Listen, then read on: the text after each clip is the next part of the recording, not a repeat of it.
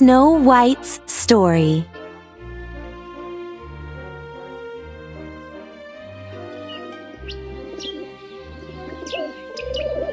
Once upon a time, there was a beautiful princess named Snow White. She was kind and gentle and a friend to all animals.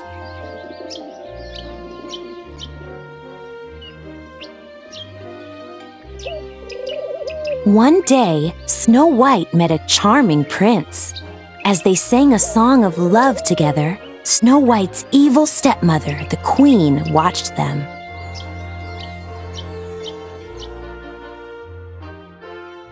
The queen was so jealous of Snow White's beauty that she ordered her huntsman to kill the young princess.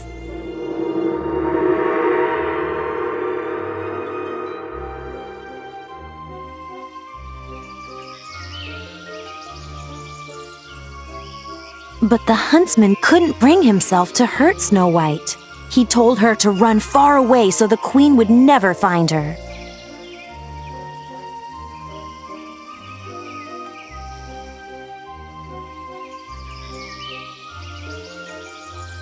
Snow White ran deep into the woods. She was lost and scared, but soon found herself in front of a cottage.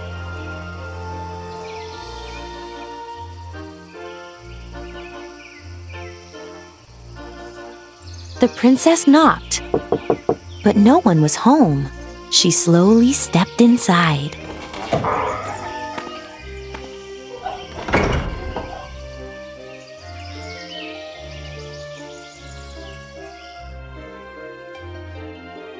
The cottage was a mess. With the help of her forest friends, Snow White cleaned every nook and cranny.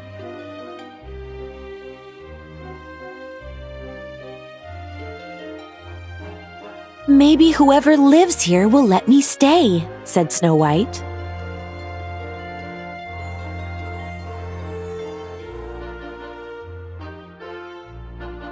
Upstairs, Snow White found 7 little beds.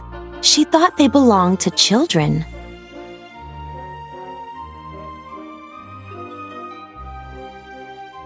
Tired from cleaning, Snow White yawned as she curled up on the beds and fell asleep.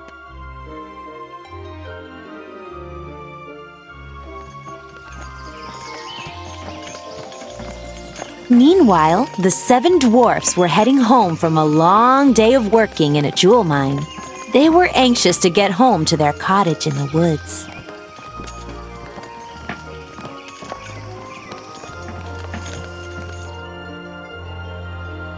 The 7 dwarfs were surprised when they found a princess inside their home.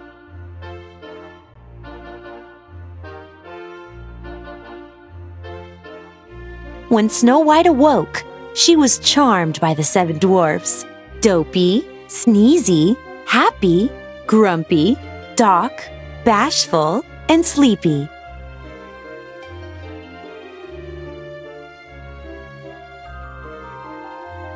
The dwarfs wanted to protect the beautiful princess from the evil queen, so they invited Snow White to live with them.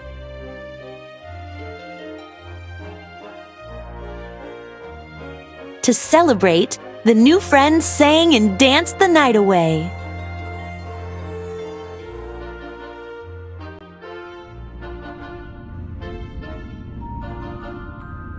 Back at the castle, the queen learned that Snow White was still alive.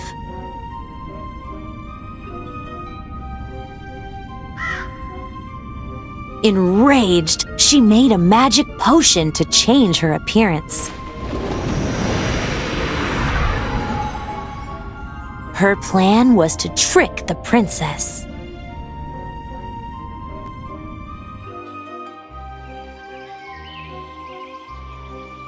After the dwarfs had set off for work the next day, the queen, disguised as an old peddler woman, offered Snow White a beautiful red apple.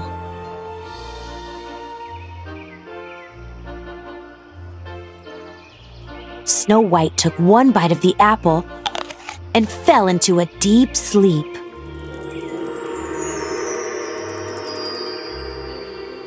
The queen had poisoned her.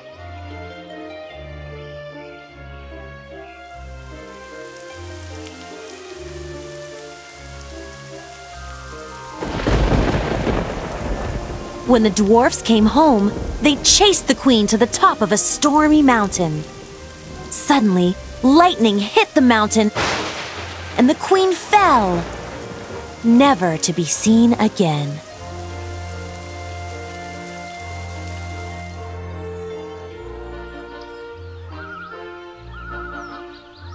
But Snow White was still in a deep sleep. The 7 dwarfs kept watch over her day and night.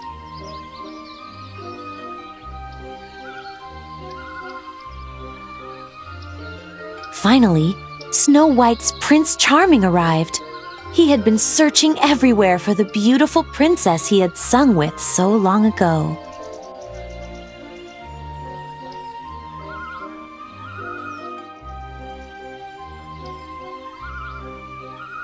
The prince awakened Snow White with love's first kiss.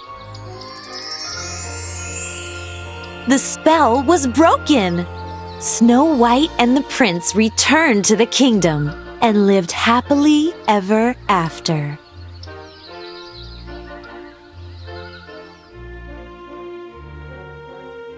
The end. Merida's story.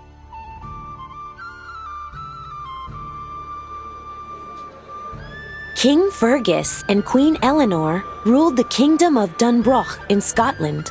They had triplet sons and 1 daughter, the beautiful Princess Merida. All 4 children were mischievous.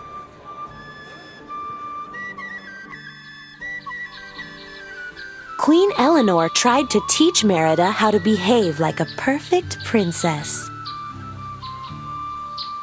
But Merida liked to slip away from the palace to practice with her bow and arrow. She was a skilled archer.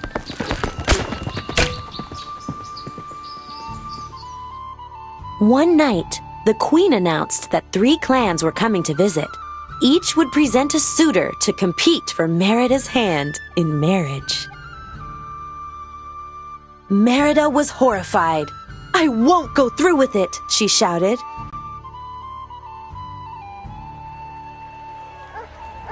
To Merida's dismay, the suitors arrived as planned. Merida sat waiting on her throne for the archery contest to begin. She knew she could handle a bow and arrow far better than the suitors could.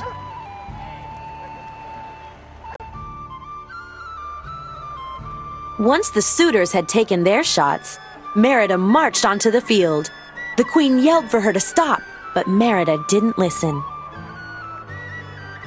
She fired her arrows and hit each target dead center.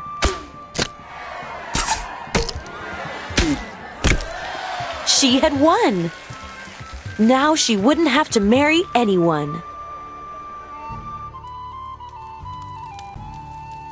Queen Eleanor was furious at Merida for ruining the contest. She warned that things needed to be set right. "Marriage is what you want," Merida shouted. Then she slashed the tapestry that depicted her family and ran away.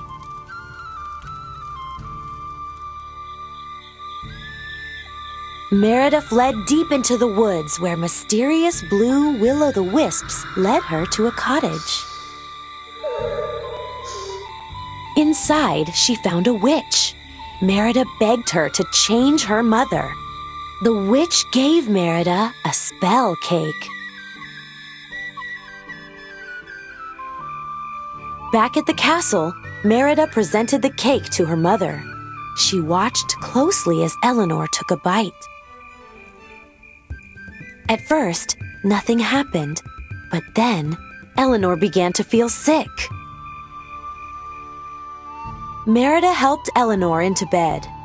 The next thing Merida knew, a huge furry shape was rising from the sheets. The witch's cake had turned Eleanor into a bear. Worried her mother was in danger, Merida sneaked her out of the castle.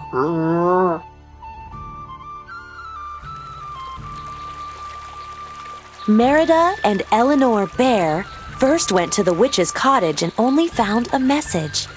Fate be changed, look inside, mend the bond torn by pride. Merida would need time to figure out its meaning, but for now, she needed to teach her mother to fish.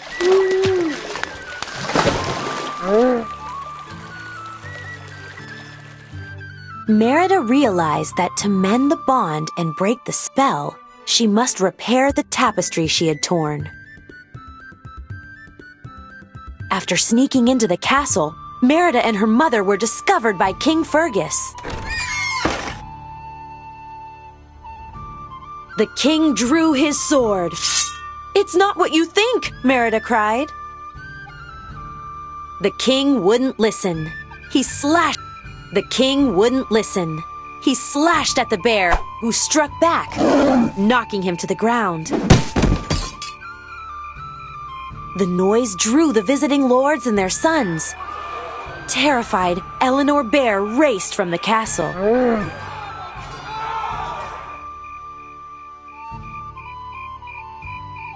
Merida grabbed a needle and thread and the tapestry, then jumped on her horse. She took her little brothers too. They had eaten the spell cake and turned into bear cubs. Merida sewed as they all raced to save their mother.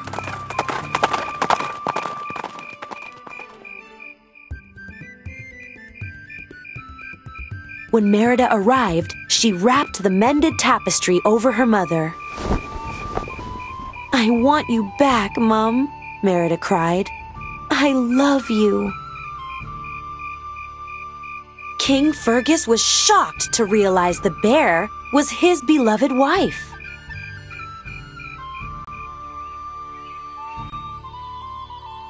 Merida felt a hand brush her hair. The spell had been broken. Eleanor was human once again. The triplets were no longer bears. The queen smiled at Merida. From then on, Merida could be a princess and be herself. The end.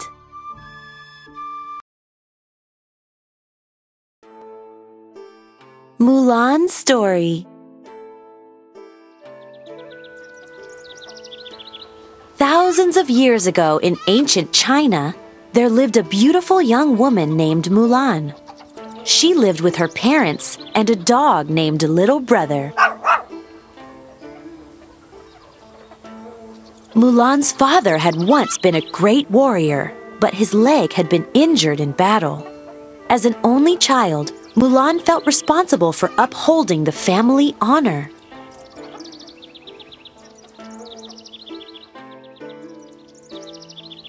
One day, a man arrived with terrible news from the emperor. The Huns, China's enemy, had invaded. The emperor had ordered that one man from every family must join the imperial army. Mulan's aging father had to fight again.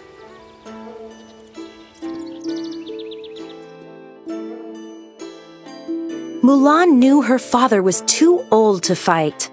Late that night, she made a big decision. After saying a prayer to the ancestors, she used a sword to cut her hair short. Then she put on her father's warrior clothes.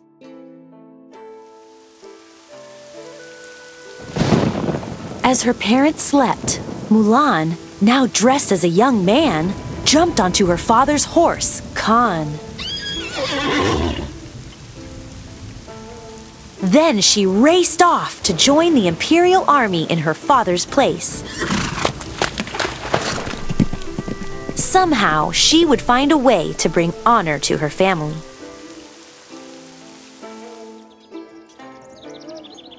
When Mulan arrived at the imperial army's training camp, she met Captain Li Shang. "What is your name?" he asked Mulan. "My name? It's, Ping," Mulan said. To her amazement, Shang and the other soldiers believed she was a man.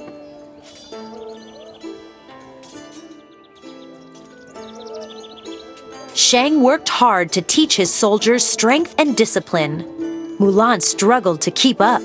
Frustrated, Shang told her to go home. But to earn the soldiers' respect, Mulan retrieved an arrow atop a tall pole. This was the hardest training task of all, and Mulan had done it.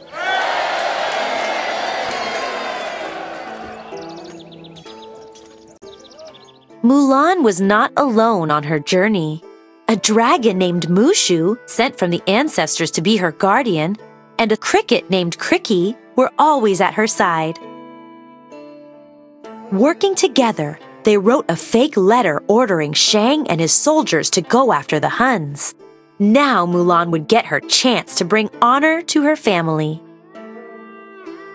Heeding the letter's message, Shang led his soldiers into the mountains. Suddenly, they were surrounded by thousands of Huns. Working together, they wrote a fake letter ordering Shang and his soldiers to... Heeding the letter's message, Shang led his soldiers into the mountains. Suddenly, they were surrounded by thousands of Huns. Mulan got an idea.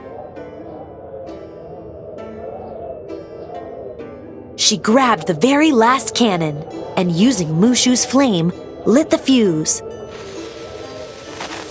The cannon caused a massive avalanche of snow to fall on the Huns.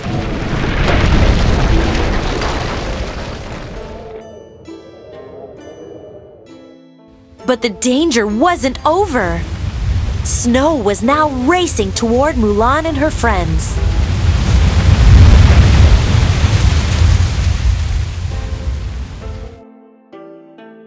Mulan's loyal horse, Khan, ran to her side. She jumped onto his back, and just as the snow was about to bury Shang, Mulan pulled him to safety.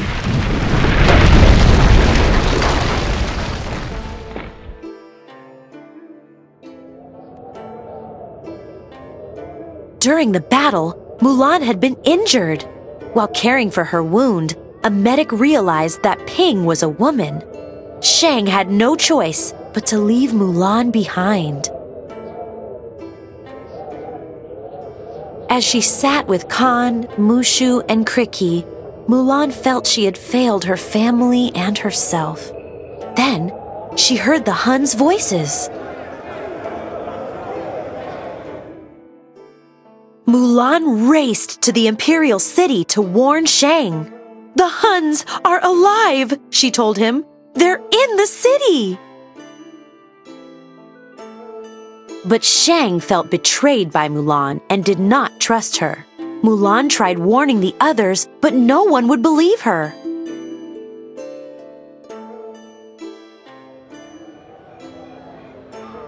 The Hun leader, Shan Yu, kidnapped the emperor, but Mulan and Shang rescued him. Furious, Shan Yu chased Mulan onto the palace roof, exactly as she planned. Mulan grabbed Shan Yu's sword and pinned his coat to the roof. Mulan grabbed Shan Yu's sword and pinned his coat to the roof. He couldn't move when Mushu and Cricky shot a rocket his way.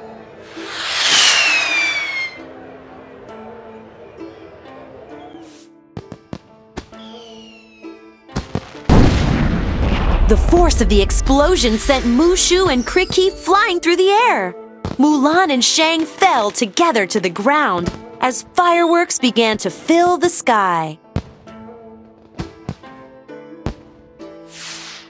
The people were celebrating. The Huns had been banished and the imperial city was safe.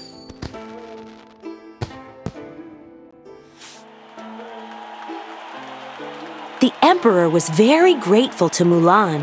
"You have saved us all," he said. And then he did something extraordinary. The emperor bowed to Mulan. Everyone in the plaza bowed to Mulan too. The emperor asked her to stay on as his advisor, but Mulan knew it was time to return to her family.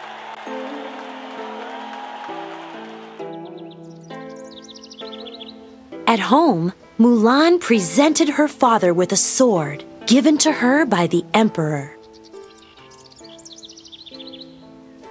"The greatest gift and honor is having you for a daughter," her father said. "I've missed you so." "Excuse me," said a voice behind them. "Does Mulan live here?" Shang had brought Mulan her helmet, and she invited him to stay for dinner. The end.